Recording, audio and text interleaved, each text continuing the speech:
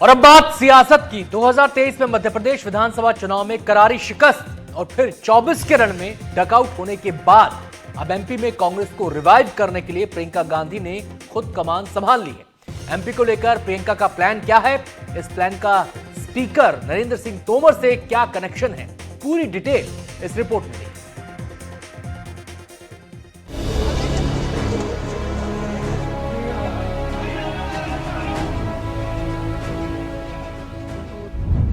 तोमर की सीट पर क्यों है प्रियंका की नजर?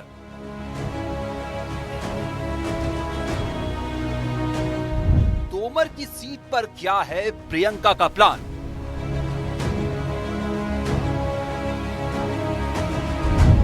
दिमनी प्रियंका की टॉप प्रायोरिटी में क्यों है?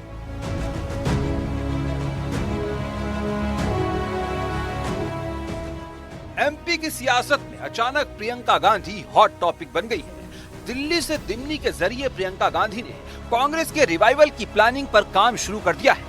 प्रियंका गांधी का ये रिवाइवल प्रोजेक्ट क्या है, पहले इसे जानिए। प्रियंका गांधी हर बूथ मजबूत कार्यक्रम शुरू कर रही है। देश की 5 विधानसभा सीटों को इसके लिए चुना गया है। इसमें मुरैना की दिमनी सीट भी शामिल है। ये दिमनी वही सीट है जहां से विधानसभा स्पीकर नरेंद्र सिंह तोमर विधायक हैं। जो कार्यक्रम है प्रियंका गांधी का प्लान है वो सब उसी की तैयारियों को एक तरह से अब उसी के आधार पे ये सब बातें हो रही हैं।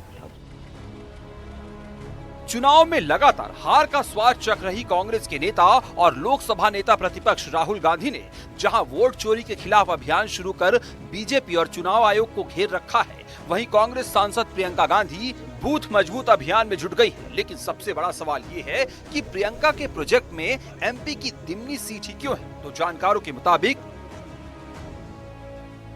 इस समय ग्वालियर चंबल की सभी 3 लोकसभा सीटें बीजेपी के पास हैं। ग्वालियर चंबल की 34 विधानसभा सीटों में से 28 बीजेपी के पास है।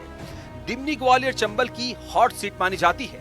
बीजेपी के गढ़ में सेंध लगाकर कांग्रेस संदेश देना चाहती है। दिमनी के जरिए ग्वालियर चंबल में कांग्रेस प्रभाव बढ़ाने की कोशिश में है। नकल तो करना चाहते हैं, लेकिन भारतीय जनता पार्टी जैसा जो कार्य करता है उसका जो समर्पण है वो कांग्रेस पार्टी में नहीं आ सकता। धड़ों में बटी हुई, गुटों में बटी हुई, छत्रपों में बटी हुई पार्टी में कभी ये संभव नहीं है कि कैडर बेस की बात कर सके।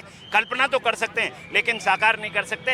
ये बूथ रक्षक नहीं, बूथ भक्षक बनाने का काम कर रहे हैं, जो जनता उसको बिल्कुल स्वीकार नहीं करेगी। जनता पार्टी कितने दिन तक भारतीय जनता पार्टी रहेगी यही नहीं मालूम।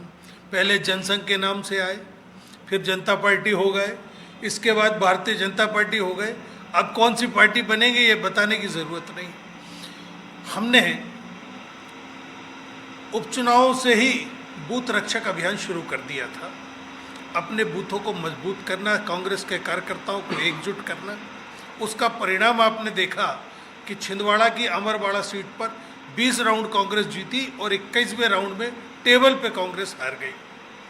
बुधनी में आपने देखा इसी प्रोग्राम की बदौलत 1.5 लाख वोटों की जीत कांग्रेस ने 13,000 पर लाकर समेट दी।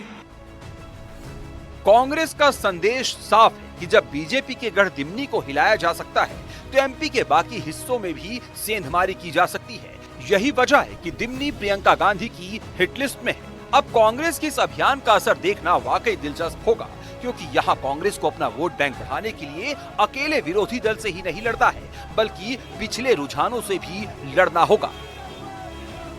Bureau report, NDTV.